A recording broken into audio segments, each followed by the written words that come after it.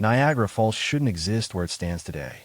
Physics demands that it move backward, constantly, like a geological conveyor belt tearing the landscape apart grain by grain. The falls appear eternal, carved into stone, frozen in time. Stand on a rainbow bridge and look downstream. The falls have retreated noticeably in less than a century, dozens of feet upstream since the bridge was built. Every second, 750,000 gallons of water thunder over the edge, crashing into the plunge pool below. Imagine that. 10 fully loaded freight trains colliding every minute, but fluid, unstoppable, continuous. Spray fills the air, wetting stone, concrete, and steel, and the roar rattles the bones of anyone standing too close. Beneath the surface, the water hammers of the shale under the dolomite cap, fracturing it horizontally and vertically, sculpting the gorge inch by inch. Every gallon is a relentless hammer, exploiting a geological weakness no one sees. Naturally, Niagara should retreat 3 to 5 feet every year, eroding meters of bedrock with every surge. This was the law of physics for thousands of years, the river itself writing its history backward, a record of time and destruction in stone. Humans intervened. Engineering projects diverted flows, built stabilization works, and slowed the retreat dramatically. Today, the Horseshoe Falls retreats somewhere between 4 and 12 inches per year. Sources disagree. But even at the slower estimate, that's roughly 100 times slower than a natural rate of 3 to 5 feet annually. The American Falls barely budges, eroding at 3 to 4 inches per decade. Geologically, almost frozen. Yet, even slowed, the fate of Niagara remains unstoppable. Every visitor who marvels at the spray and rainbows is witnessing a river performing its disappearing act, a paradox of beauty and impermanence. The world sees a majestic waterfall. Physics sees a self-destructing machine. Niagara exists because it is disappearing. The power we feel, the spray we dodge, and the roaring sound are all evidence of a process that will continue for tens of thousands of years. If you could freeze Niagara Falls in place forever, would you? Does knowing it's temporary make it more beautiful? Or does that inevitability make engineering intervention feel necessary? To understand the fate of the falls, we must first look beneath the water, where 3 layers of rock are locked in a geological trap. Beneath the thunderous roar of Niagara Falls lies a hidden trap.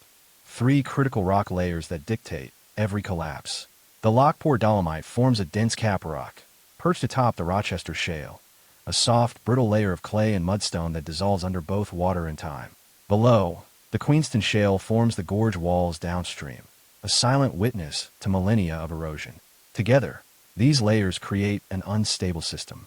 The plunge pool, over 100 feet deep, acts like a hydraulic hammer. Water churns violently, forming a recirculating vortex that drills into the weak shale seam. Shock waves propagate through the rock, loosening massive blocks and sending them crashing into the river below. Each plunge carries away sediment, fractured shale, and dolomite blocks, gradually widening the gorge. Ice and snow accelerate this process. Water seeps into every fissure, then freezes, expanding about 9%, acting like millions of microscopic wedges. Spring floods strip away the weakened pieces with surgical precision. City block-sized slabs break away in single collapses. Nature's silent demolition crew, tearing the gorge wider year by year. The Rochester Shale is more than just rock. It is a record of 430-million-year old seas preserved in stone, now being carved into cliffs and plunge pools. Horizontal and vertical fractures propagate through the dolomite cap as the underlying shale yields, determining which blocks collapse next. The gorge reads like a 12,000-year timeline. Each bend, fallen boulder, and fractured wall a testament to unceasing erosion.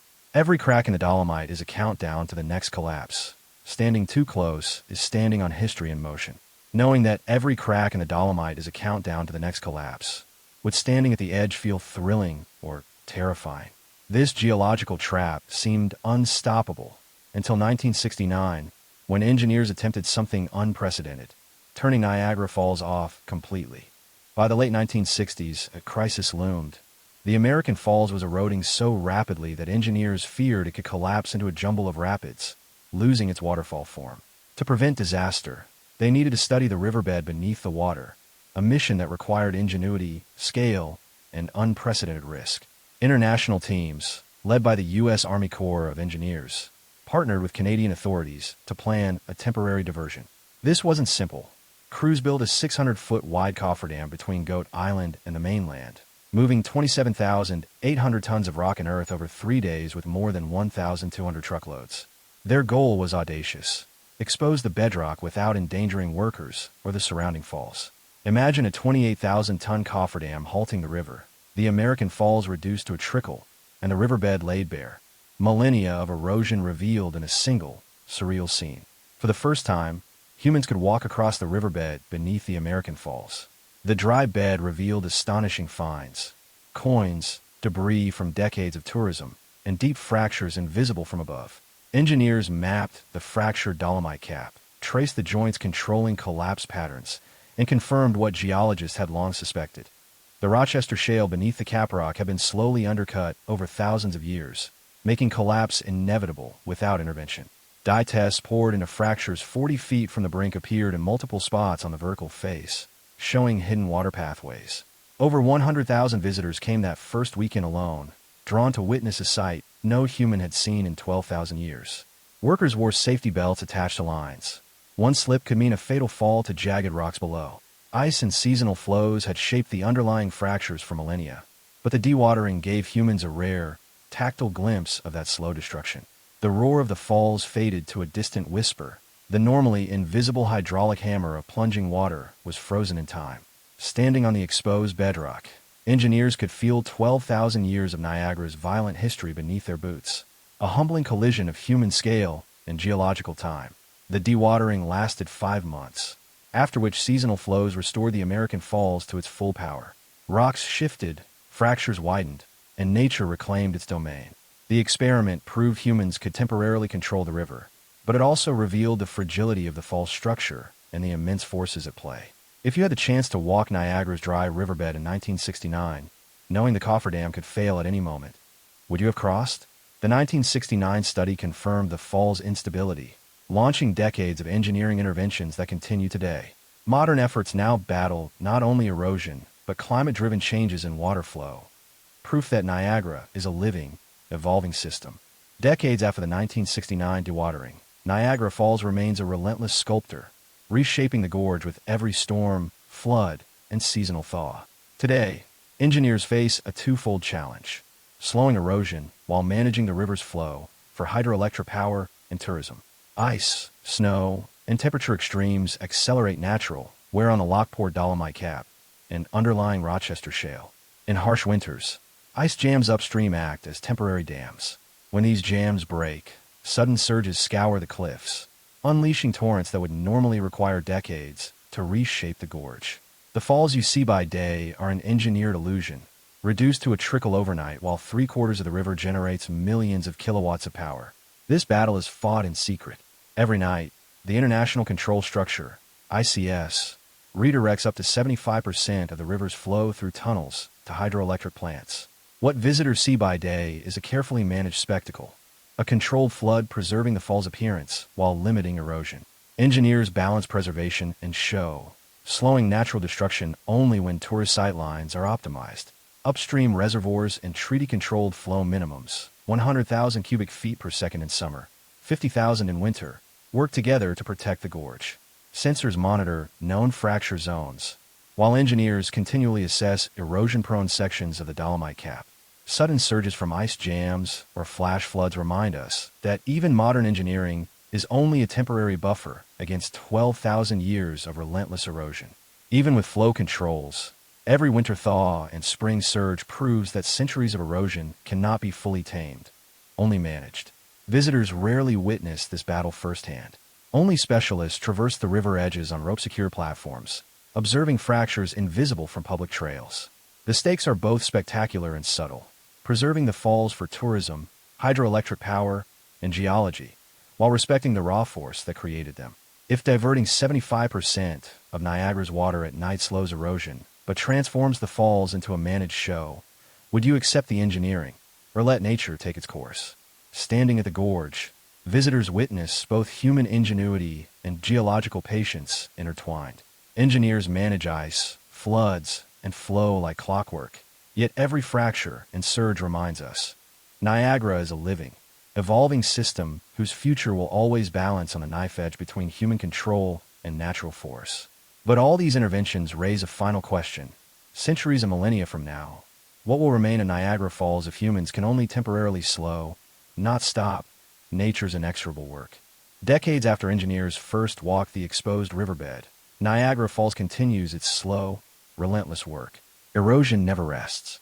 At the American Falls, the caprock retreats at roughly 1 meter per century under current flow controls. The Horseshoe Falls, which carries over 90% of the water, moves even slower.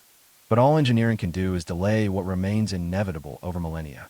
Crestline erosion is shaping the Horseshoe into a pronounced V, while the American Falls edges toward rocky rapids.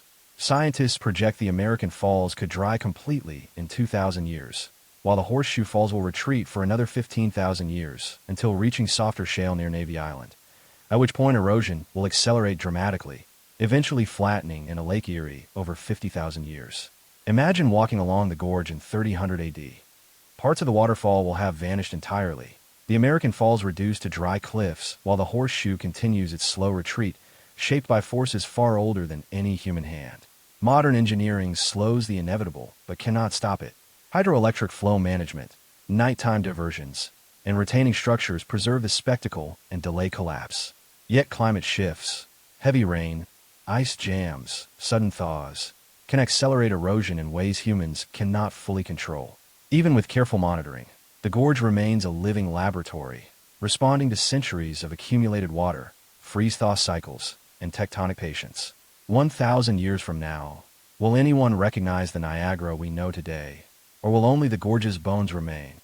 A testament to water's quiet, unstoppable force? The philosophical question is unavoidable. Should humanity spend billions intervening indefinitely to maintain an illusion that will eventually retreat in a Lake Erie, or allow the falls to follow their natural 50,000-year timeline? Every decision has consequences, visible in the retreating dolomite, the sculpted plunge pools, and the patterns traced by ice and snow.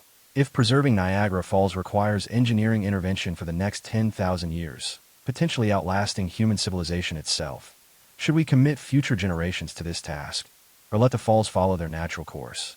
Standing at the gorge today, visitors witness the intersection of human ingenuity and geological patience.